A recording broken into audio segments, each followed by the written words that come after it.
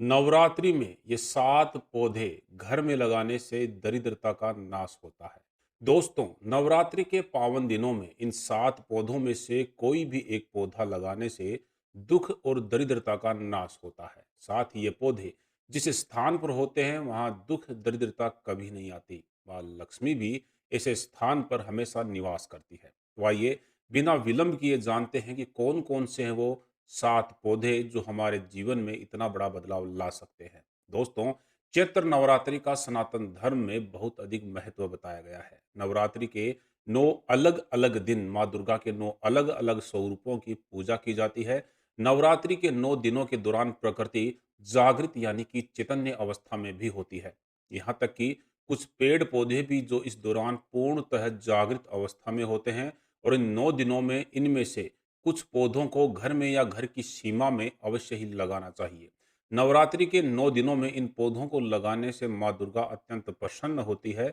नवरात्रि के समय चैतन्य अवस्था में रहने वाले इन पेड़ पौधों को प्राचीन हिंदू धर्म शास्त्रों में भी अत्यंत शुभ बताया गया है और नवरात्रि में इन पौधों को लगाने से इनका शुभ प्रभाव कई हजार गुना तक बढ़ जाता है। नवरात्रि के 9 दिनों में लगाए गए ये पौधे जैसे जैसे बड़े होते जाएंगे, आपके जीवन में खुशियां भी बढ़ती चली जाएंगी। नवरात्रि में माँ दुर्गा के भक्त 9 दिनों तक रात्रि जागरण करके माँ की आराधना करते हैं, क्योंकि नवरात्रि को शक्ति का पर्व भी माना जाता है और इस वर्ष चैत्र नवरात्रि का आगमन 30 मार्च रविवार से होने जा रहा है। ऐसे में इस बात के प्रबल संकेत मिल रहे हैं कि इस वर्ष सुख समृद्धि में अत्यंत वृद्धि होने वाली है और साथ ही ये कौन नहीं चाहता कि माता रानी हमारे घर में पधारे और हमको आशीर्वाद दे। इसलिए माता रानी से आशीर्वाद प्राप्ति के लिए चैत्र नवरात्रि के इन 9 दिनों में ये हरे भरे पौधे अपने घर में अवश्य लगाएं, क्योंकि माँ को ये पौधे अत्यंत प्रिय हैं। ये पौधे माता रानी को आपके घर की तरफ आकर्षित करेंगे और इतना ही नहीं, शास्त्रों में इन पौधों को बहुत अधिक चमत्कारिक भी माना गया है। साथ ही इन 9 दिनों में ये सभी पौधे पूर्ण रूप से चैतन्य अवस्था में होते हैं। ये पौधे जिस स्थान पर होते हैं वहाँ दुख दरिद्रता कभी नहीं आती। माँ लक्ष्मी इस स्थान पर हमेशा निवास करती है। इन पौधों को सकारात्मक ऊर्जा से आपके आसपास का वातावरण शुभ, सात्विक और पवित्र बनता है। और आज हम आपको ऐसे ही 7 पेड़ पौधों के बारे में बताएंगे तो नवरात्रि के पवित्र दिनों में आपको अपने घर में या घर के आसपास अवश्य लगाने चाहिए, जिससे कि माता रानी की कृपा आप पर हमेशा बनी रहे। नवरात्रि के 9 दिन और उसके बाद भी इन पौधों की अच्छे से देखभाल करें और रोज इनको जल दे करके प्रणाम करें। अगर आपके पास अधिक जगह नहीं है तो आप इन पौधों में से कम एक पौधा अपने घर में या अपने घर की सीमा पर अवश्य लगाएं। ऐसा करने पर आपको माता रानी की कृपा से सुख एवं समृद्धि अवश्य ही प्राप्त होगी।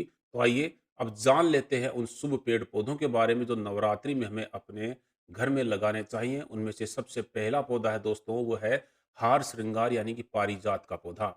दोस्तों, इस पौधे की उत्पत्ति समुद्र मंथन के दौरान हुई थी। माँ दुर्गा को पारिजात के फूल अत्यंत प्रिय हैं। भगवान शिव को प्रसन्न करने के लिए पारिजात का पौधा स्वर्ग लोक से स्वयं धरती पर आया था। इसलिए माँ दुर्गा को पारिजात के फूल अत्यंत प्रिय हैं।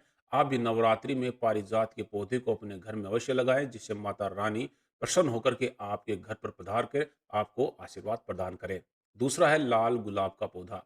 दोस्तों, लाल गुलाब का पौधा माता दुर्गा को अत्यंत प्रिय है। माँ दुर्गा को लाल गुलाब का फूल रोज अर्पित करने से माँ हमारी सभी मनोकामनाओं को पूर्ण करती है। लाल गुलाब का फूल माँ दुर्गा के क्रोध को शांत करता है।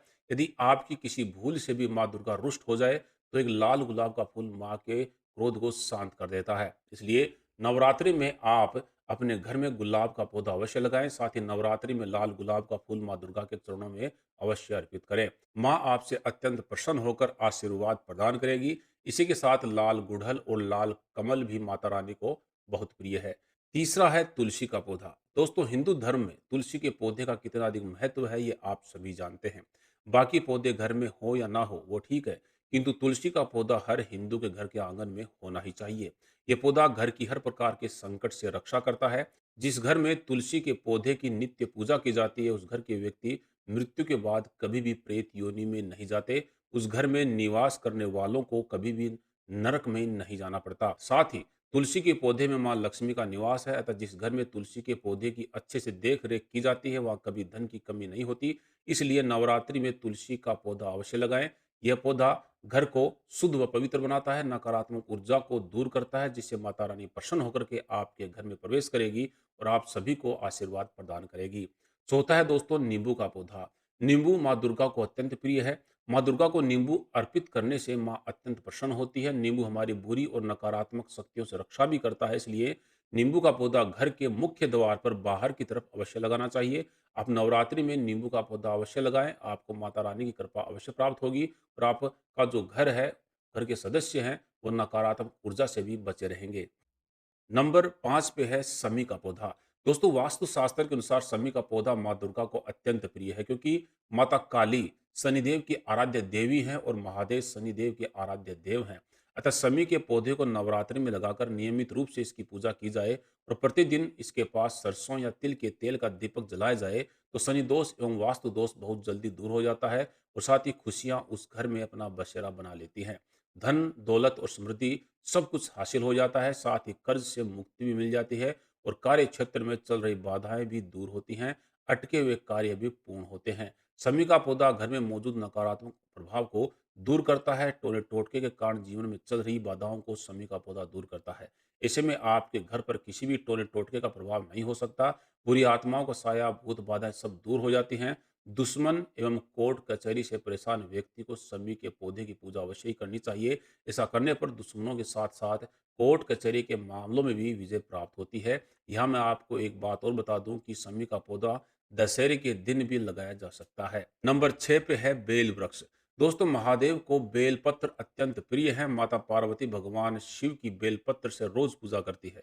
कहा जाता है कि बेलपत्र की उत्पत्ति माँ पार्वती के आंसुओं से हुई है, इसलिए ये भी कहा जाता है कि जहाँ पर बेल वृक्ष होता है, वहाँ माँ पार्वती और शिव अदृश्य रूप में निवास करते हैं और वह स्थान काशी तीर्थ के जितना पवित्र माना जाता है। इसलिए नवरात्रि में बेलपत्र का पौधा अपने आंगन में अवश्य लगाएं, माँ की कृपा आपको अवश्य ही प्राप्त होगी।